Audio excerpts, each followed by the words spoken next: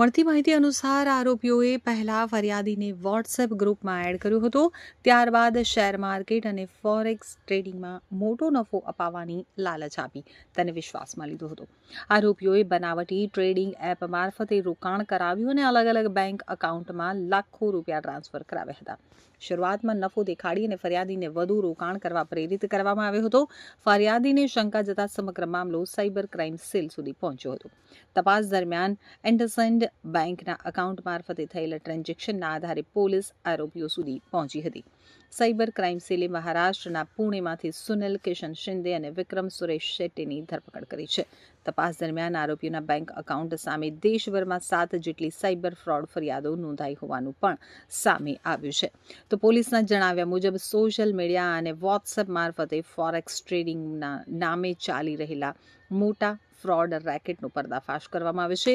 Cyber પોલીસે લોકોને appeal કરી છે કે સોશિયલ મીડિયા પર આવતી શેર ટ્રેડિંગ અને ફોરેક્સ રોકાણ સંબંધિત લલચાવતી જાહેરાતો અને મેસેજથી સાવચેત રહેવું જોઈએ. કોઈ પણ અજાણી એપ અથવા લિંક ઉપર વિશ્વાસ ન કરવો જોઈએ.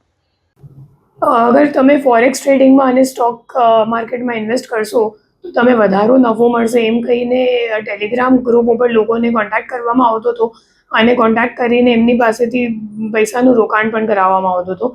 તો આપણો જે ફરિયાદી છે એમને 14,60,000 રૂપિયાની રોકાણ કરી હતી અને આ 14,60,000માંથી 7.5 લાખ રૂપિયા જે અકાઉન્ટમાં ગયો હતો એ પુણે ખાતે એક વિક્રમ શેટ્ટી કરીને આરોપી છે એમના અકાઉન્ટમાં ગયો હતો.